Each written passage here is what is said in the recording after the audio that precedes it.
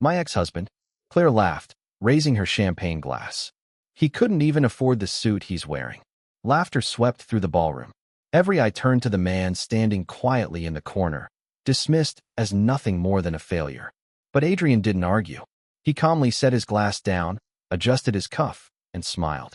Then, 3 black luxury cars pulled up outside the hotel. A group of men in tailored suits walked straight toward Adrian, bowed respectfully, and said, "Sir, the board is waiting for you." Who is Adrian really? And why is the man everyone just mocked being treated like the most powerful person in the room? Stay until the end, because this story has a twist you won't see coming. My ex didn't know the failure she divorced had become the billionaire buying her company. Part 1. The man she was ashamed of, my husband, is proof that love can make an intelligent woman lower her standards. The laughter arrived before Adrian Cole could decide where to put his hands. It moved across the private dining room in polished waves, soft, expensive, well-trained. Crystal glasses trembled beneath the chandeliers. Silverware paused above white porcelain. Beyond the tall windows of the Belmont Hotel, winter rain blurred Chicago into streaks of gray and gold. Adrian stood near the end of the table, holding a small velvet box. Inside was a bracelet he had spent 4 months saving for. It was not diamonds, not the kind displayed beneath museum lighting on Oak Street. It was a slim silver chain with a blue stone the same color as the dress Claire had worn on their first date. He had planned to give it to her after dinner. Now his fingers closed around the box until its corners pressed into his palm. Claire sat beside Marcus Vale, the new regional director at Harrington Capital. Marcus wore a charcoal suit cut close to the shoulders and a watch that caught the chandelier light each time he lifted his wine. He was not Claire's husband, but he occupied the space beside her as if he had already rehearsed the role. Around them sat Claire's parents, 2 senior executives from her firm, Marcus's sister, and several friends who had learned that the safest way to remain close to successful people was to laugh when they laughed. Claire touched the stem of her glass. "I'm serious," she continued. "Adrian has been working at the same logistics office for 6 years. 7, her mother corrected. Another ripple of laughter. Adrian's face did not change. He wore a navy suit that had been altered twice. The cuffs were beginning to shine from use. Claire had once called it dependable. Tonight, before leaving their apartment, she had looked at it and sighed. "You couldn't rent something better?" He had said no. Not because he could not afford the rental. Because every spare dollar he had was feeding a project no one believed in. Marcus leaned back in his chair. "What is it?" "You do exactly, Adrian." The question was harmless in shape and sharpened by intention. "I design freight routing systems." Claire smiled without looking at him. "He enters delivery data into spreadsheets." Adrian's gaze remained on Marcus. "I improve distribution models." "For a warehouse," Claire added. The executives laughed again. Marcus lifted both hands. Nothing wrong with honest work. It was the kind of defense that made the insult larger. Adrian noticed the waiter standing near the wall. The young man lowered his eyes, embarrassed on Adrian's behalf. That somehow hurt more. Claire's father cleared his throat. Claire has always been ambitious. Since she was a child. She needs someone who can keep pace. Adrian remembered carrying Claire's graduate school applications to the post office in a snowstorm because her car would not start. He remembered working weekend shifts to pay the rent while she completed an unpaid internship. He remembered heating canned soup at midnight and testing her on financial regulations while she lay beneath a blanket, exhausted and frightened she would fail. She had not failed.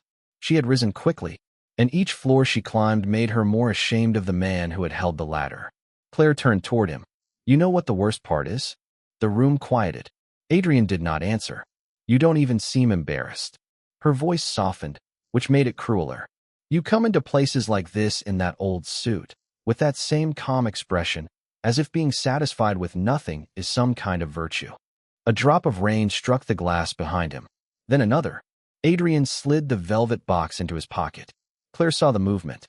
"What is that?" "Nothing." She held out her hand. Adrian. For 7 years, he had known the difference between her requests and commands. He placed the box on the table. Claire opened it. Silence. The bracelet lay against the black velvet, simple and pale beneath the chandelier light. Her mother's expression tightened with second-hand disappointment. Marcus looked down at his wine. Claire gave a small laugh. Not amused. "Tired. You brought me silver." Adrian's voice remained low. You used to like silver. I used to be 24. She closed the box and pushed it back across the table. The sound was almost nothing. Velvet against linen. Yet Adrian felt something inside him move with finality. Claire folded her hands. I filed this morning. No one asked what she meant. Perhaps everyone already knew. She removed her wedding ring and placed it beside the bracelet. The diamond turned once before settling. Adrian stared at it. 7 years of marriage reduced to 2 objects she no longer wanted. Claire's mother exhaled as though relieved. Marcus watched Adrian carefully, perhaps expecting anger. Adrian felt it, the heat beneath his ribs, the instinct to reach backward through every sacrifice and place the evidence before them. The tuition payments. The nights he slept 3 hours. The promotion he refused because it required relocating during Claire's final year of school. The patent sketches hidden inside old accounting folders. The prototype running each night from a laptop with a cracked hinge. He could have told them that the warehouse job was not the end of his ambition. It was the laboratory for it. He could have told Claire that while she mocked his spreadsheets, the software behind them had already reduced delivery waste by 18% in 3 test facilities. He could have told Marcus that 2 venture funds had requested meetings. He said nothing. Claire leaned closer. You'll never become the kind of man a woman can be proud of. The sentence entered the room and remained there. Adrian picked up the ring. For one suspended second, Claire seemed to think he would return it to her. Instead, he placed it inside the velvet box beside the bracelet. Then he closed the lid. I'll sign the papers. Claire blinked. No plea. No accusation. No scene for her to survive and later describe as proof she had made the right decision. Only acceptance. It unsettled her more than rage would have. Adrian buttoned his jacket. Marcus rose halfway. You don't have to leave. Adrian looked at him. Yes, he said. I do.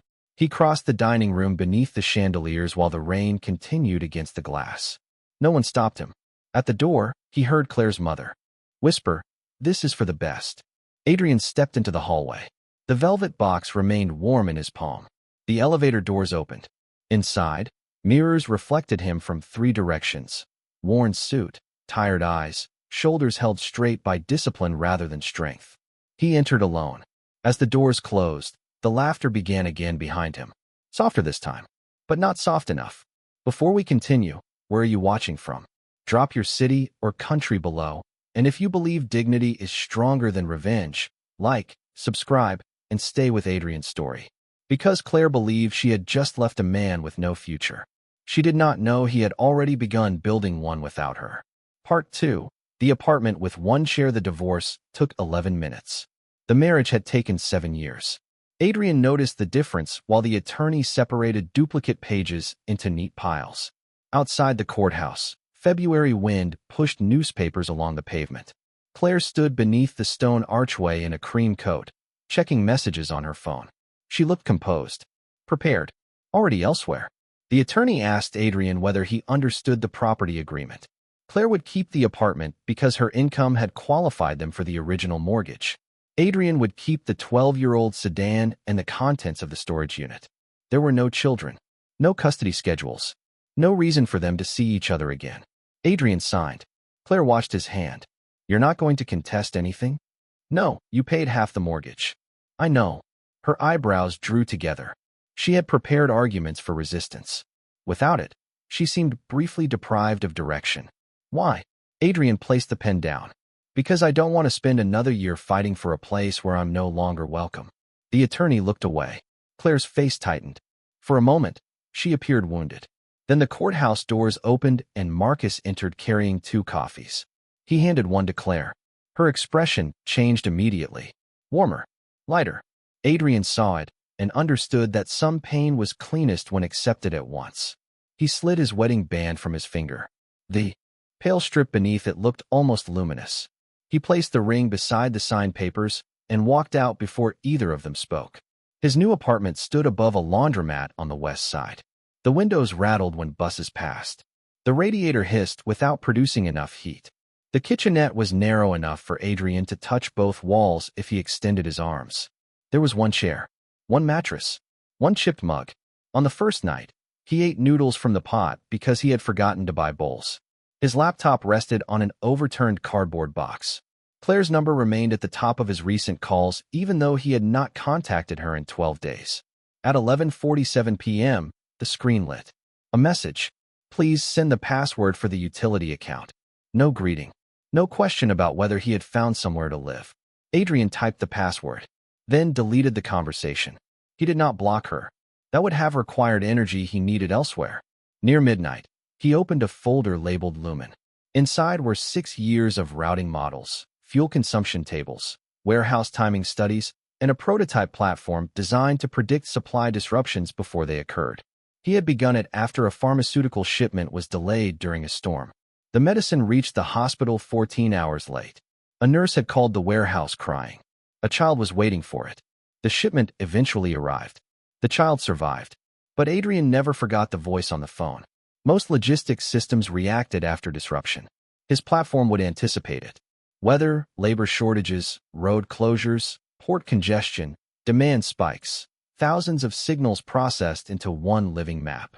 A system that could warn hospitals, food banks, manufacturers, and cities before a broken route became a crisis. Claire had once entered the bedroom at 2 in the morning and found him drawing network diagrams. She had stood in the doorway wearing silk pajamas. You're still playing with that? It could work. So could buying a lottery ticket. She had switched off the overhead light. Adrian worked by the glow of the screen after she went back to sleep. Now there was no one to switch off. The light. The thought should have felt lonely. Instead, it felt dangerous. Like freedom. He worked until 4. At 6:30, the alarm rang. He showered beneath water that turned cold in less than 3 minutes, dressed, and drove to the warehouse. No one there knew about the divorce. They only noticed he stopped bringing lunch. For weeks, he lived between fluorescent lights. Warehouse lights by day, laptop light by night. He lost weight. His eyes darkened. On Sundays, he washed clothes downstairs and listened to the machines turn while reviewing code. Pain did not leave. It changed form. It became an alarm clock, a schedule, a refusal to waste the hours when loneliness was loudest. One night, after his prototype crashed for the 9th time, Adrian closed the laptop and pressed both palms against his eyes. The apartment smelled of burned coffee. Rain ticked against the window. On the floor beside him sat the velvet box from the dinner. He had not opened it since. Now he lifted the lid. The bracelet remained inside beside Claire's ring. 2 promises. One offered too late. One removed too easily. Adrian held the bracelet between his fingers. The blue stone caught the cold light from the window. He remembered Claire at 24, sitting on the hood of his car beside Lake Michigan, laughing because the wind had ruined her hair. She had worn silver earrings then. She had said she never wanted a life that looked perfect from the outside and felt empty inside. People did not always become strangers at once. Sometimes they disappeared slowly while still sitting across from you at breakfast. Adrian placed the bracelet back. He carried the box to the closet and pushed it onto the highest shelf. Then he returned to the laptop. At 2:16 a.m., the model ran successfully. A green line moved across the screen. Then another. The platform predicted a simulated rail shut down 6 hours before the existing commercial systems detected it. Adrian stared at the result. The city outside slept. No applause. No investors. No one to tell. He opened a new document and wrote a single sentence. Lumen can see the break before it happens. Then he began again. Part 3. What she never saw. Adrian had never lacked ambition. He had hidden it beneath responsibility. There was a difference. When Claire began graduate school, Adrian had already been accepted into a technology incubator in Seattle. The program offered funding, office space, and access to transportation data unavailable anywhere else. He declined the offer.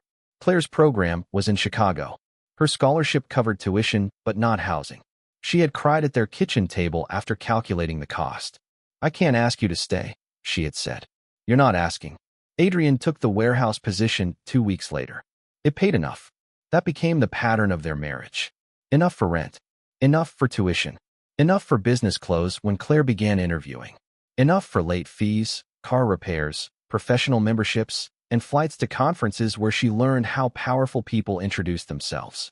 Adrian rarely spoke about what he postponed. At first, Claire called it love. Later, she called it lack of direction. He let her. Perhaps that was his mistake. He believed sacrifice would remain visible to the person who benefited from it. But repeated sacrifice often disappeared into expectation. By the time Claire became a senior acquisitions manager at Harrington Capital, she no longer remembered that Adrian had once wanted anything for himself. She saw only what he had not become. After the divorce, he retrieved 3 metal filing cabinets from the storage unit. They contained the history she had forgotten.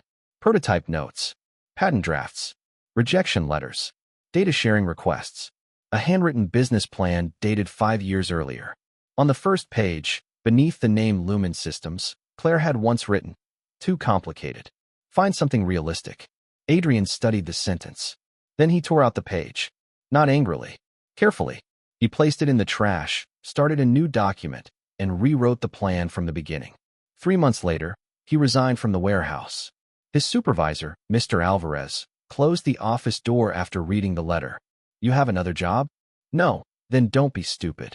Adrian smiled faintly. "I've been careful for a long time."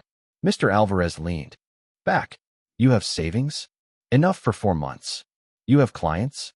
"1 trial partner." "Employees?" "Not yet." Mr. Alvarez stared at him. "That sounds less like a company and more like a controlled fall." "Probably." The older man rubbed his jaw. Then he opened a drawer and removed a key. "Storage room B hasn't been used since the renovation. Internet is terrible. Ceiling leaks when it rains." Adrian looked at the key. "I can't pay commercial rent." "I didn't ask for rent." "Why?" Mr. Alvarez shrugged. "Because 6 years ago, everyone blamed my crew when shipments went missing.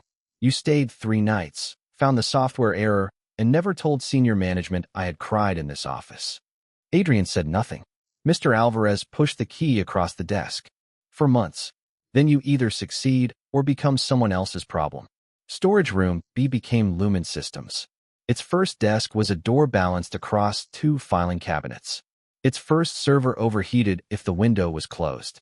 Its first employees were Nadia Park, a data scientist rejected by 3 major firms for lacking the correct pedigree, Samuel Reed, a former military logistics officer with a damaged knee, and Luis Alvarez, the supervisor's nephew, who knew more about loading docks than most consultants knew about supply chains.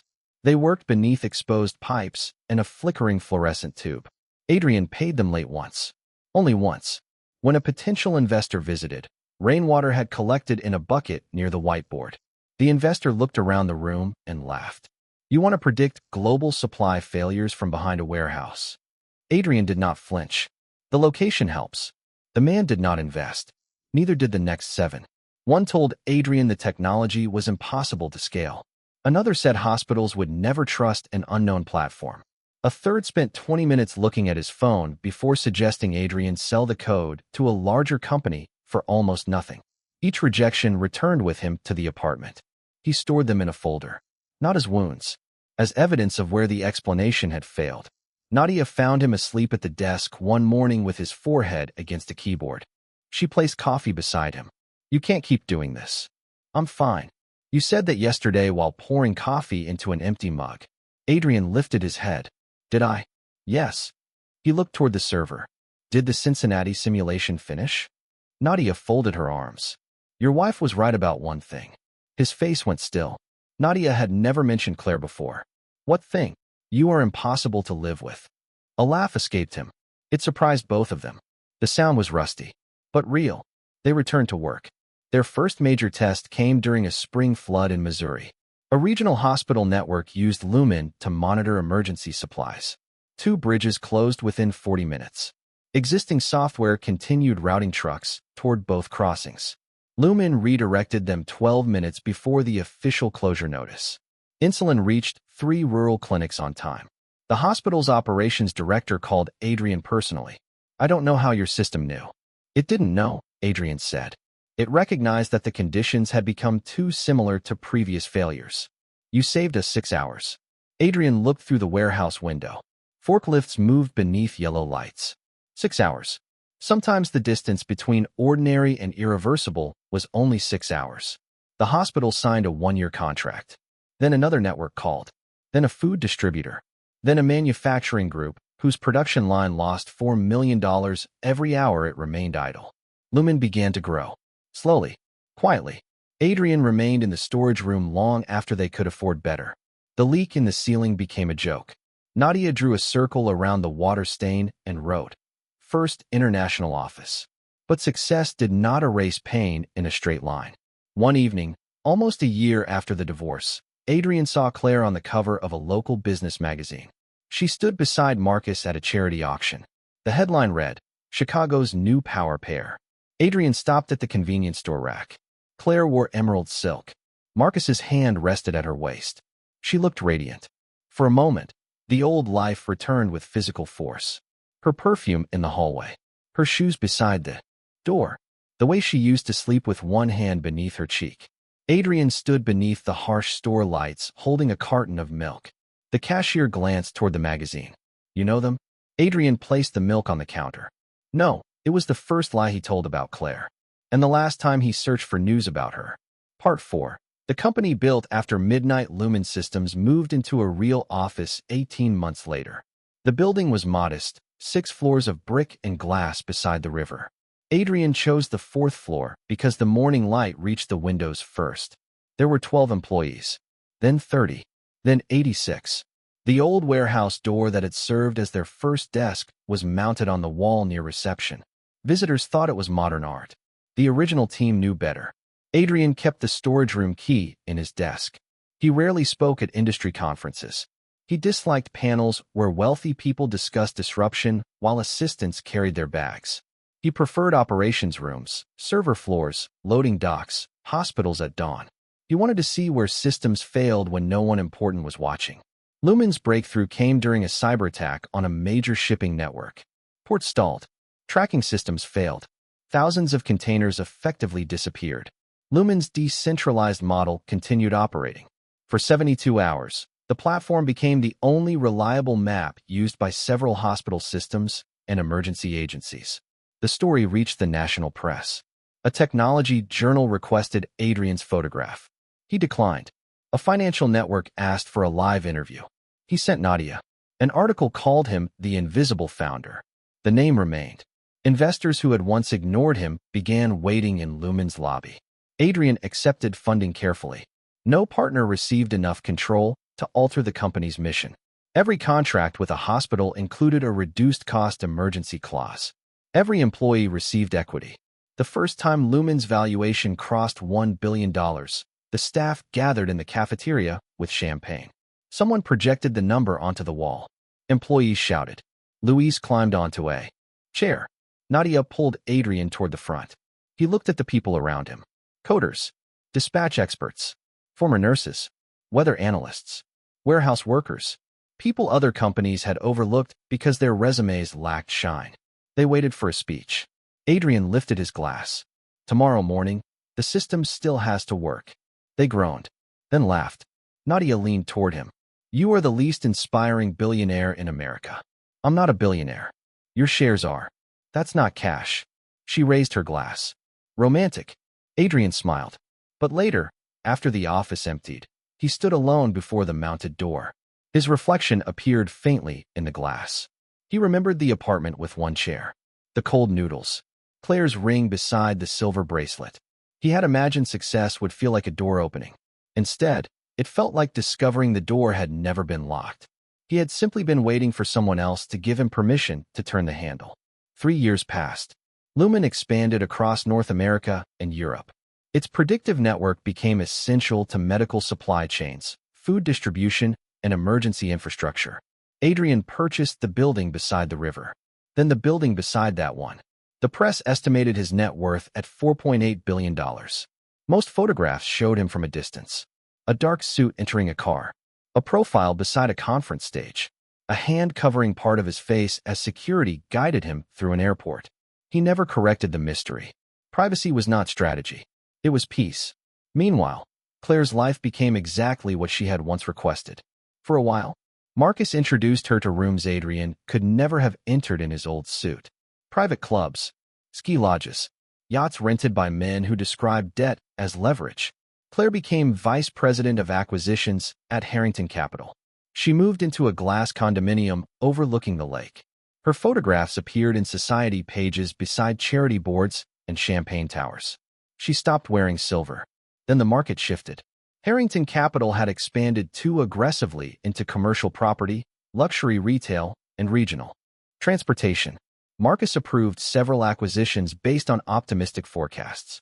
Claire signed 2 of them. Interest rates rose. Tenants disappeared. Debt matured. The company's polished exterior began cracking beneath numbers no gala could conceal. Marcus responded with confidence. Then secrecy. Then absence. He sold his shares through a private arrangement and accepted a position in Singapore before the collapse became public. Claire discovered his departure from an internal email. The message arrived at 6:12 a.m. By 8 o'clock, his apartment was empty. The doorman said Mr. Vale had left during the night. Claire stood in the marble lobby holding her phone. 7 years earlier, Adrian had carried one suitcase from their home while she remained beside the window. Now she understood the particular silence of abandoned rooms. Not fully, but enough for the memory to return. Harrington's board began searching for rescue financing. Banks refused. Competitors waited for bankruptcy. Then one company expressed interest. Lumen Global. The invisible technology empire planned to acquire Harrington's transportation assets and restructure the remaining divisions. The deal would save thousands of jobs. It would also place every executive under review. Claire received the announcement during a conference call. The chairman's voice trembled with relief. Lumen's CEO will attend the signing gala personally. A senior manager whistled. The invisible man himself. So we're told.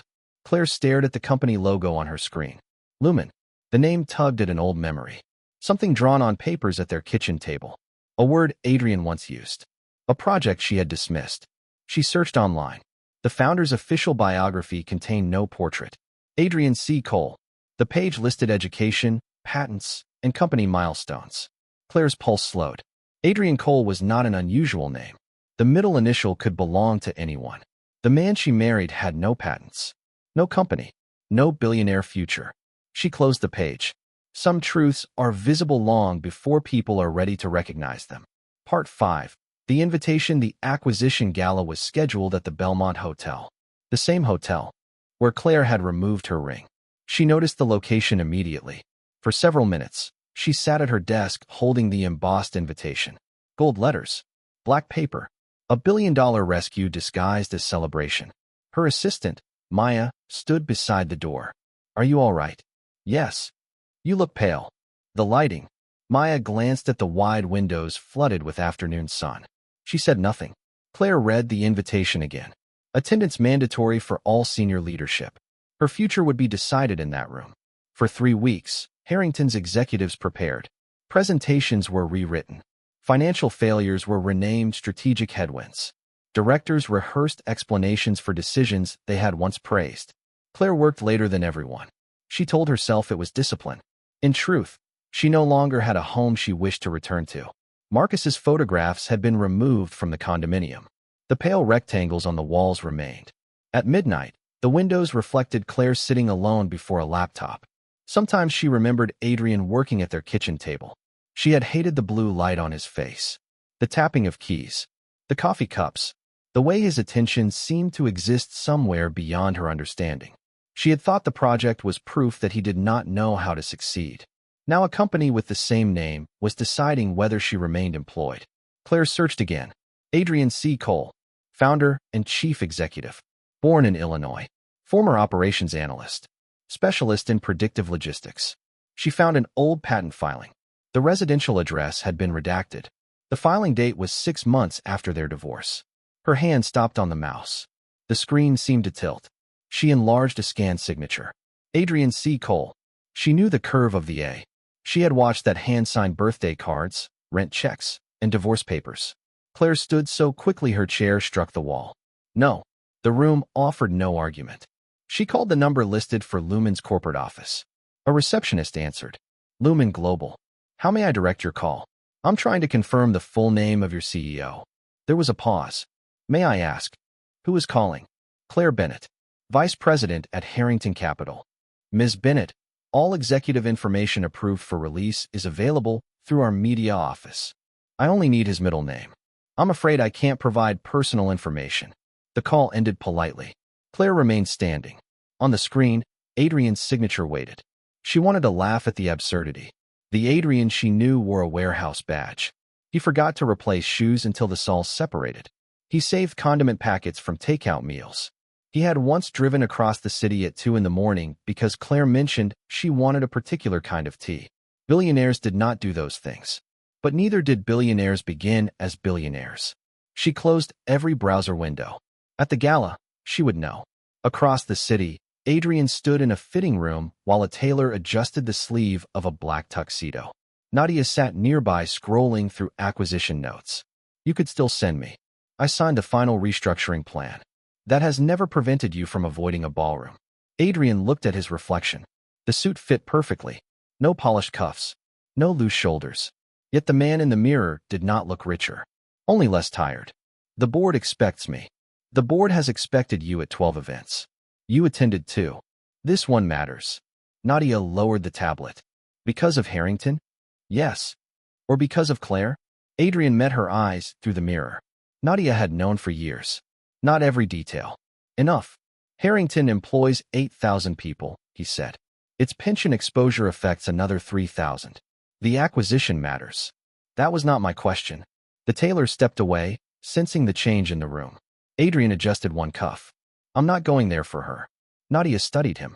Do you believe that? Yes. Good. She returned to the tablet. Because revenge is a terrible reason to acquire a company.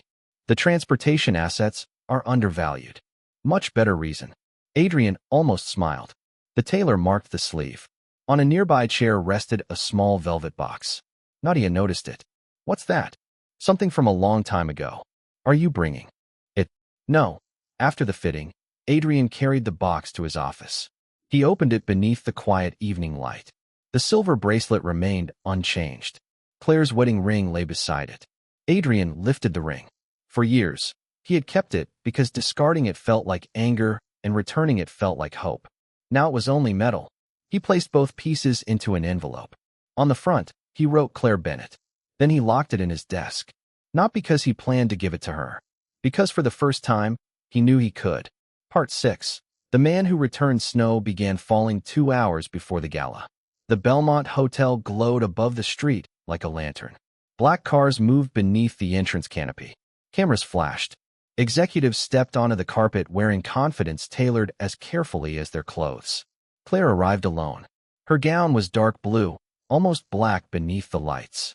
At her throat rested a diamond necklace Marcus had given her during their first year together. She had considered removing it. Then she remembered the cameras. Inside, the ballroom shimmered beneath chandeliers. The same chandeliers. Claire looked toward the private dining room corridor and saw, for a moment, Adrian walking away in his old Navy suit. The vision vanished when someone touched her arm. Claire. It was Martin Hale, Harrington's chief financial officer. His smile appeared exhausted. Have you heard anything about the executive review? Nothing. They're eliminating at least 4 divisions. So the rumors say. Martin lowered his voice. Have you ever met Cole? Claire's fingers tightened around her clutch. No, the lie came quickly. Martin nodded toward the stage. Apparently no one has. Not properly. A string quartet played near the windows. Servers moved through the crowd carrying champagne. Claire accepted a glass and did not drink. At 8:15, a disturbance moved through the lobby. Not noise. Attention. People turned toward the entrance one after another. A black sedan had stopped outside. Security shifted position. The chairman of Harrington hurried toward the doors. Claire could not see the arriving guest at first. Only the reactions. Straightened shoulders. Lifted phones. Faces rearranging themselves into respect. Then Adrian entered. He wore a black tuxedo without decoration.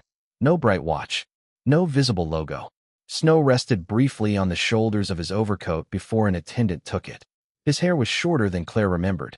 Silver touched one temple. His posture had changed.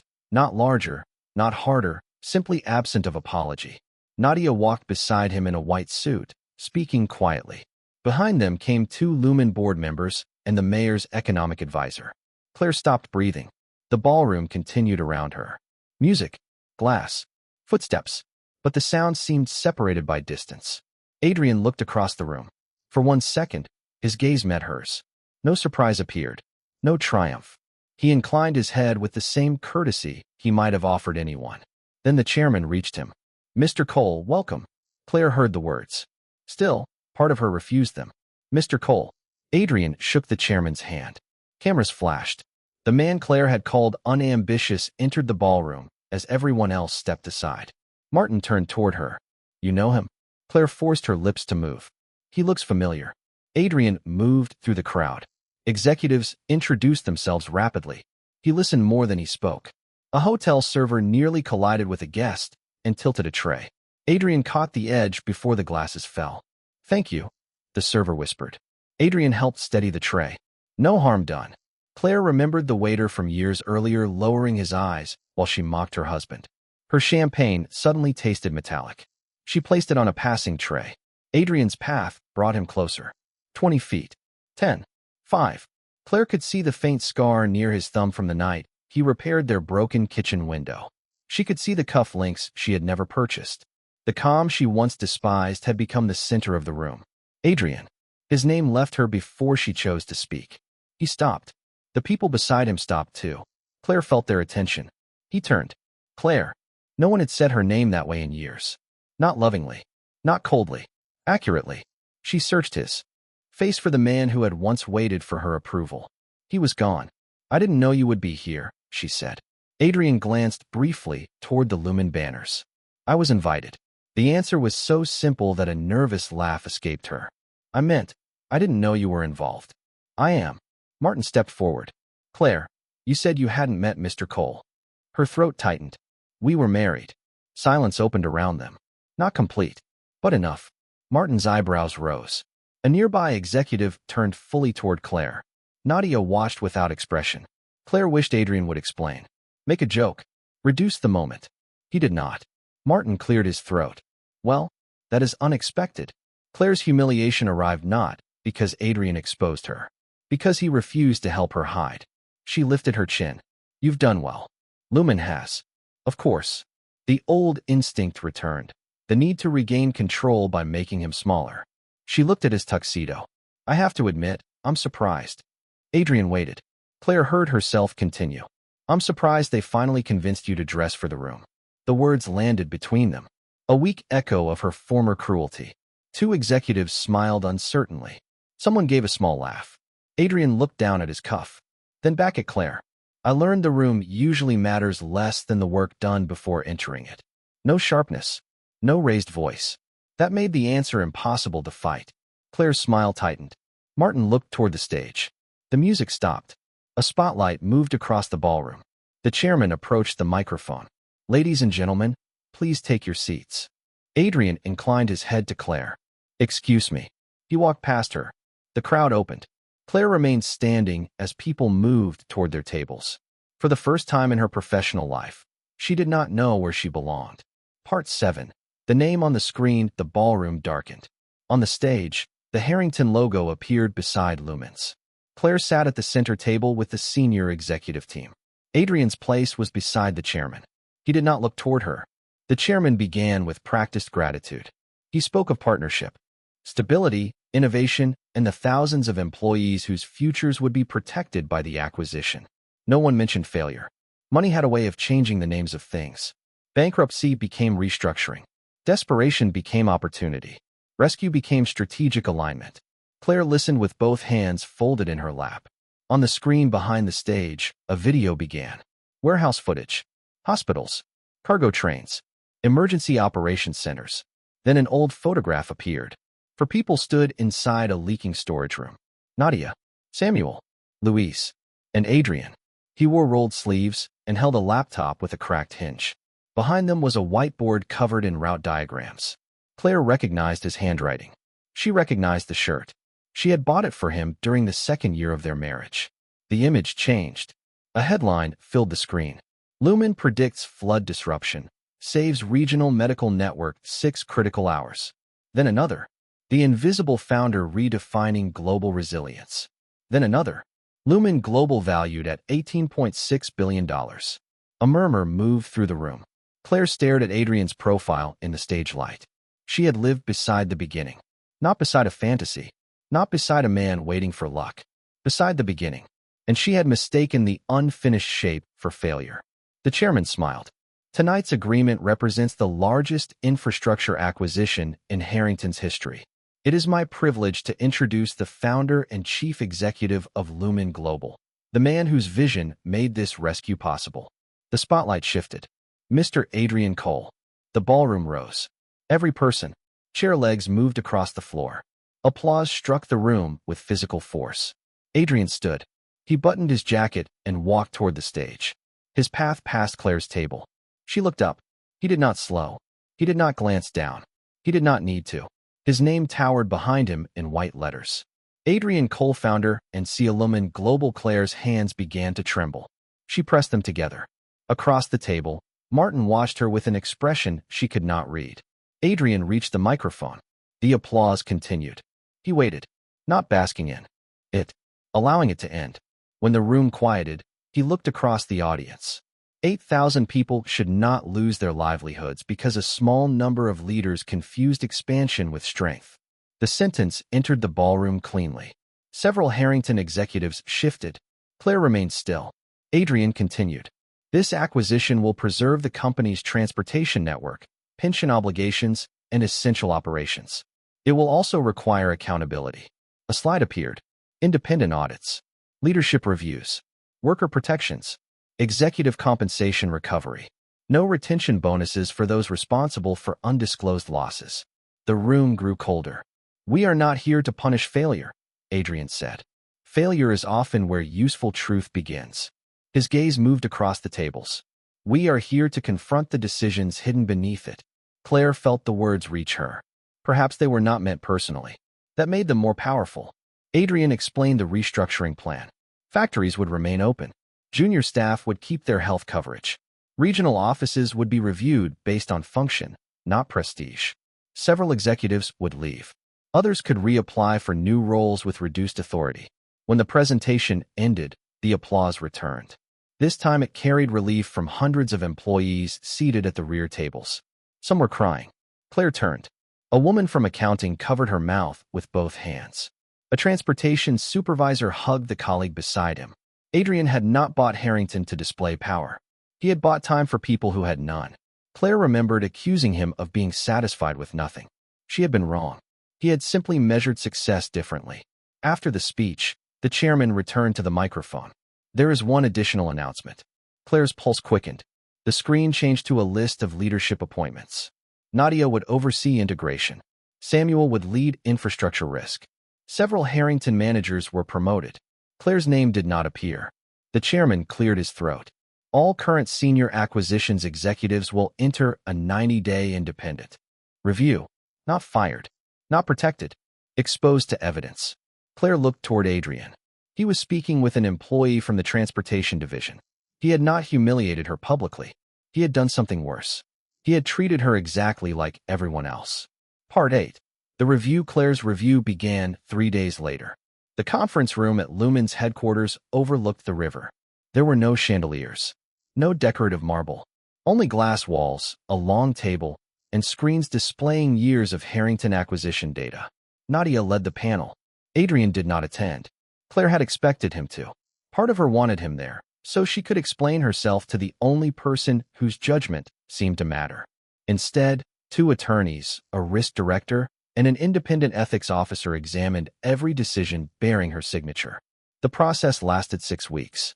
They found no theft, no fraud, but they found negligence wrapped in ambition. Claire had ignored warnings on 2 commercial acquisitions. She had approved projections she knew were optimistic. She had allowed Marcus to override due diligence because challenging him might have damaged her position. The losses were substantial. Not enough to destroy Harrington alone. Enough to help. During the final interview, Nadia closed the file. Why did you sign? Claire looked through the glass wall toward the river. At the time, everyone believed the assets would appreciate. That is not what the emails show. Claire remained silent. Nadia slid a printed message across the table. Claire recognized her own words. Marcus, the occupancy assumptions are unsupported. We should delay. Beneath it was Marcus's reply. Do you trust me or not? 2 hours later, Claire had approved the acquisition. Nadia waited. Claire's voice lowered. I was afraid. Of losing your job. Of becoming irrelevant. The answer surprised her. It was true. Nadia leaned back. So you protected your status by transferring risk to employees who never entered the room. Claire closed her eyes briefly. Yes. The word felt heavier than defense. Nadia gathered the papers. You'll receive the panel's decision tomorrow. Will Adrian review it? Mr. Cole does not interfere with independent investigations. Does he know what you found? He will receive the final report. Claire looked down at the table. Did he ask you to be harder on me? No, easier. No, the absence of special treatment left nowhere for Claire to place her shame. The next morning, she received the decision. Termination from executive leadership. Ineligibility for severance bonuses. Eligible to apply for a non-executive role within the restructured company after 6 months. Claire read the letter twice. Then she packed her office. 20 years of ambition fit into 3 boxes. Awards. Photographs. A crystal plaque engraved with visionary leadership. She held it beneath the fluorescent light and almost laughed. Maya appeared at the door. Do you need help? Claire looked at the young assistant. During the final months of Harrington's decline, Claire had made Maya cancel medical appointments, stay past midnight, and absorb blame for scheduling failures caused by senior executives. No, Claire said, then stopped. Actually, yes. Maya lifted one box. They rode the elevator in silence. In the lobby, employees moved around them. Some avoided Claire's eyes. Others looked openly. The revolving doors turned. Outside, rain darkened the pavement. A black car waited near the curb. For one irrational moment, Claire thought Adrian might be inside. It drove away without stopping. She carried the remaining box to a taxi. Her condominium felt larger after she lost the title that had filled it. Claire placed the boxes on the floor. The diamond necklace from the gala lay on the dresser. She removed it from its case and studied it. Marcus had bought it with money borrowed against shares he later sold before the company's collapse. The necklace was beautiful. Its meaning was not. Claire sold it. Then the watches. Then the designer bag she no longer used. The condominium followed. She moved into a smaller apartment near the river and spent 6 months without an office. At first, she called it temporary, then necessary, then honest. She began therapy after waking one night from a dream in which Adrian stood behind a glass wall, speaking, while she could hear only the laughter from the Belmont dining room. She did not contact him. Not immediately. For the first time in her life, Claire tried to understand the difference between apology and access. An apology admitted harm. Access demanded the harmed person help relieve it. She had demanded enough from Adrian. 6 months later, she applied for a project analyst position at Lumen's Community Logistics Division. The role paid less than 1/3 of her former salary. No private office. No assistant. Her application reached Nadia. Nadia called her for an interview. Why here? Claire looked at the mounted warehouse door visible beyond reception. Because I spent most of my career acquiring things other people built. I would like to learn how to build something useful. Nadia studied her. You understand Adrian will not supervise you. Yes. You may rarely see him. Yes. You will receive no special treatment. Claire managed a small, sad smile. I know. Nadia hired her on a 12-month probation. Claire's first assignment was helping food banks reduce delivery waste. She spent mornings in warehouses wearing a safety vest. She learned how quickly milk spoiled when routes failed. How one broken freezer could empty a neighborhood pantry. How decisions made in clean offices became hunger in rooms executives never entered. No one cared that she once attended galas. The work required accuracy, humility, and shoes that could survive concrete floors. For the first time in years, Claire went home tired without feeling empty. Part 9. What regret could not buy? Claire saw Adrian again almost a year after the acquisition. It happened at the old warehouse. Lumen had converted part of the building into a training center for small nonprofit organizations. The storage room where the company began had been preserved behind glass. Claire stood inside the corridor reading the plaque. Lumen Systems began here with 4 employees, 1 server, and a belief that failure could be predicted before it became tragedy. Behind the glass sat the door desk. The bucket beneath the ceiling leak. The cracked laptop. Claire stared at it. She had seen that laptop in their apartment. She had once threatened to throw it away because the fan kept her awake. Footsteps approached. Claire turned. Adrian stood at the far end of the corridor. No entourage. No cameras. He wore a gray coat and carried 2 coffees. Time narrowed. Claire's first instinct was to leave. Then Adrian lifted one cup slightly. Nadia said you were here. Claire's throat tightened. She sent you? No, he stopped several feet away. I was reviewing the training center. Rain moved softly against the high windows. Claire looked toward the room behind glass. I didn't know this place existed. You weren't meant to. I should have asked. Adrian said nothing. She almost smiled at the familiar silence. Once, she had treated it as weakness. Now she understood silence could be a boundary. Claire folded her hands. I owe you an apology. You don't owe me anything. I do. His expression remained calm. She continued before courage changed shape. I thought your quiet meant you lacked ambition. I thought the work I could see was the only work you were doing. And when I started succeeding, I rewrote our history so I wouldn't have to admit how much of that success rested on what you gave up. Adrian looked through the glass at the old desk. Claire's voice shook. I made you feel small because I was afraid that if I stopped measuring both of us, I might discover I didn't know what mattered. He lowered his gaze. I was not blameless. She looked at him. I should have told you what I was building, he said. I should have stopped agreeing to sacrifices I secretly hoped you would notice. I called it love, but sometimes it was avoidance. Claire felt tears gather. You still didn't deserve what I did. No, the word was gentle. Final. She nodded. I know. Adrian offered her the second coffee. She accepted it. Black. No sugar. He remembered. The kindness nearly undid her. They stood beside the preserved room while rain tapped the windows. Claire looked at his hands. No wedding ring. She had searched for rumors about his personal life and hated herself each time. Are you happy? She asked. Adrian considered the question. Yes. The answer contained no performance. Claire looked down at the coffee. With someone? A faint pause. Yes. Pain moved through her. Not sharp. Clean. She nodded again. I'm glad. Adrian watched her carefully. This time, she meant it. Her name is Elena, he said. She directs a pediatric emergency network. Claire smiled through the ache. That makes sense. What does?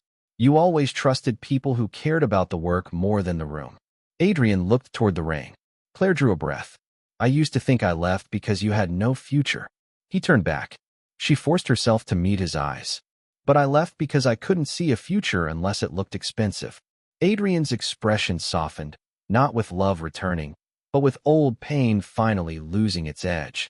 You didn't leave because I had no future, he said. You left because you couldn't see one. Claire closed her eyes. The sentence was not punishment. That made it true. I know. She reached into her bag and removed a small envelope. I found this while moving. Inside was a photograph from their first apartment. Adrian sat on the kitchen floor surrounded by papers, smiling toward the camera. On the wall behind him, barely visible, was the first Lumen network diagram. Claire had written across the bottom, My dreamer. I forgot I once believed in you, she whispered. Adrian studied the photograph. So did I. She handed it to him. He did not take it. Keep it. Why? Because the person who wrote that was real too. Claire's mouth trembled. For years, regret had shown her only the worst version of herself. Adrian, even now, refused to simplify her. She placed the photograph back inside the envelope. Can you forgive me? The question escaped before she could stop it. Adrian looked through the glass. When he answered, his voice was quiet. I forgave you a long time ago. Hope rose automatically. Then he continued. Forgiveness is why I can stand here without hating you. It isn't a door back into my life. The hope settled. Claire pressed her lips together. I understand. I hope you do. I'm learning. Adrian nodded. They finished their coffee in silence. Not the silence of a marriage dying. A different kind. One that required nothing. At the exit, Adrian held the door for her. Cold air entered the corridor. Claire stepped outside. A woman stood near the curb speaking with a driver. She wore a green coat and held a medical file beneath one arm. When she saw Adrian, her face changed. Not dramatically. Warmly. Adrian walked toward her. Elena touched his sleeve. He bent to hear something she said. Then he laughed. Claire had not heard that laugh in years. She stood beneath the warehouse awning while rain darkened the street. For one moment, grief pressed against her chest. Then she let it pass. Adrian opened the car door for Elena. Before entering, he looked back. Claire lifted one hand. He did the same. The car moved away. She did not follow. Epilogue. The life beyond revenge. 3 years later, Lumen Global opened a national emergency distribution center on the south side of Chicago. The facility could redirect food, medicine, and shelter supplies within minutes of a regional disaster. Adrian stood near the back during the opening ceremony. He still disliked stages. Elena stood beside him, her hand resting lightly against his. Nadia delivered the speech. Behind her, warehouse employees moved between blue-lit loading stations while schoolchildren watched from a visitor gallery. Near the entrance hung the old storage room key, not framed in gold, simply mounted beneath a small inscription. Begin before you are believed. Adrian looked at it and remembered the apartment with one chair. The velvet box. The night Lumen's first model turned green at 2:16 in the morning. He had once believed his life divided into two parts. Before Claire left. After Claire left. Time had taught him otherwise. His life divided at the moment he stopped asking another person's opinion to define its value. Claire remained at Lumen's community division. She never returned to executive leadership. She did not ask to. Belmont Hotel. Not for galas. The hotel hosted a winter fundraiser for families displaced by housing emergencies. Claire coordinated the supply program. On one December evening, she entered the old private dining room. The chandeliers still glowed. The windows still overlooked the rain. For a moment, she saw herself at the table in a dark dress, removing a wedding ring while people laughed. She could not change the scene. She could only decide what kind of person walked out of it now. A young volunteer approached, carrying a box of donated coats. Ms. Bennett, where should these go? Claire took the heavier side. I'll show you. They carried the box together. Across the city, Adrian stood in the emergency center's control room. A storm had closed two highways. Lumen's map pulsed across the wall. Green routes shifted around red zones. A medical shipment changed direction before the first official warning appeared. Elena entered carrying 2 cups of tea. You're supposed to be home. So are you. I brought leverage. She placed the tea beside him. Adrian looked at the map. Years ago, Claire had mocked the blue light of his laptop. Now that light moved medicine across the country. But he felt no need for her to witness it. That was the final freedom. Not success. Not wealth. Not the applause beneath the chandeliers.